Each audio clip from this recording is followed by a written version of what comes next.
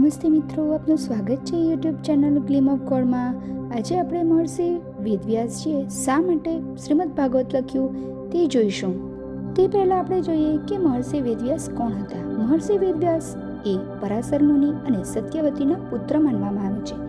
મહર્ષિ વેદવ્યાસજીનો જન્મ પાવન યમુના નદીના બેટમાં થયેલો, એટલે તેમને દ્વૈપાયન અને તેમના શરીરનો રંગ શ્યામ હોવાને લીધે તેમને કૃષ્ણ, બંને વિશેષતાઓને લીધે કૃષ્ણ દ્વૈપાયન કહે છે। ત્રિવનમાં તેમણે તપસ્યા અને નિવાસ કર્યો હતો। વળી તેમણે વેદોનો વિસ્તાર કર્યો એટલે વેદવ્યાસ તરીકે ઓળખાયા। શ્રીમદ ભાગવત મહાપુરાણમાં તેમને ભગવાન વિષ્ણુના અવતાર ગણવામાં આવ્યા છે।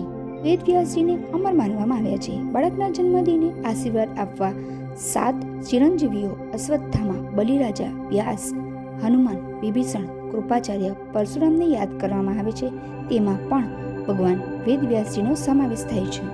અનેક વેદ પુરાણો જેવા કે પદ્મ પુરાણ, શિવ મહાપુરાણ, ગરુડ મહાપુરાણ, વરા મહાપુરાણ, વિષ્ણુ પુરાણ, ભવિષ્ય પુરાણ, વામન પુરાણ, મહાભારત, હરિવંશ પુરાણ, શ્રી સપ્તશતી ચંદીપાઠ વગેરેની રચના કર્યા પછી પણ જ્યારે વ્યાસજીને શાંતિ ન મળી ત્યારે નારદજીની સલાહથી તેમણે શ્રી ભગવાન હરિના ગુણો, કીર્તન, તેમનું રૂપ, તેમની લીલાઓ વર્ણવતા શ્રીમદ ભાગવતની રચના કરી। ત્યારે જ તેમને શાંતિ મળી। શ્રીમદ ભાગવતમાં 18,000 શ્લોક છે અને 12 સ્કંદરૂપી ડાળીઓથી યુક્ત કલ્પવૃક્ષ સમાન છે, જેમાં ભગવાન શ્રી હરિની લીલાઓનું વર્ણન કરવામાં આવ્યું છે। ભાગવતમાં સકામ કર્મ, નિષ્કામ કર્મ, સાધન જ્ઞાન, સિદ્ધ જ્ઞાન, સાધન ભક્તિ, સાધ્ય ભક્તિ, પ્રેમ ભક્તિ, મર્યાદા માર્ગ, અનુગ્રહ, દ્વૈત, અદ્વૈત અને દ્વૈતાદ્વૈત વગેરેનું રહસ્ય સરળ રીતે દર્શાવવામાં આવ્યું છે। શ્રી સુખદેવજીએ કળિયુગના જીવોને કાળરૂપી અજગરના મુખથી બચાવવા માટે ભાગવતની કથા રાજા પરીક્ષિતને સંભળાવી હતી। હજારો અશ્વમેઘ યજ્ઞ અને બાજપેયી યજ્ઞો કરવાથી જે ફળ મળે છે તે ભાગવતનું શ્રવણ પઠન કરવાથી મળી જાય છે। એનો અડધો કે 5 શ્લોક પઠન કરવાથી રાજસૂય યજ્ઞ જેટલું ફળ મળે છે। ભાગવત રૂપી આ અમૃતનું પાન કરવાથી કરોડો જન્મોના પાપો નાશ પામે છે।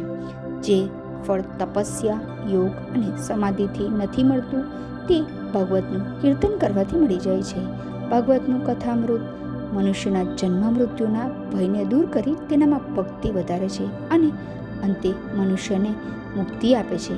અંત સમયે ભાગવતનું શ્રવણ કરનાર મનુષ્ય વૈકુંઠ લોક પ્રાપ્ત કરે છે।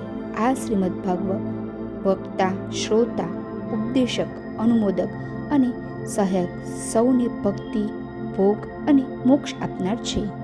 પહેલા દેવકીજીના ગર્ભમાં જન્મ લેવો, ગોપીઓના ઘરોમાં મોટા થવું, માયાવી પૂતના રાક્ષસીના જીવનનો નાશ કરવો, ગોવર્ધન પર્વતનો ઉદ્ધાર કરવો, કંસ મામાને મારવો, કૌરવો વગેરેનું નિકંદન કરવું, કુંતીપુત્રો પાંડવોનું રક્ષણ કરવું, આ બધું શ્રી કૃષ્ણની અમૃતરૂપી લીલાઓનું શ્રીમદ ભાગવતમાં વર્ણન છે। શ્રીમદ ભાગવત શા માટે લખાયું એ આપણે આજે જોયું, બાકીનું આપણે આવતીકાલે જોઈશું। જય શ્રી કૃષ્ણ। જો આપને વિડીયો પસંદ આવ્યો હોય તો વિડીયોને લાઈક કરજો, શેર કરજો અને ચેનલને સબસ્ક્રાઈબ કરવાનું ભૂલતા નહીં।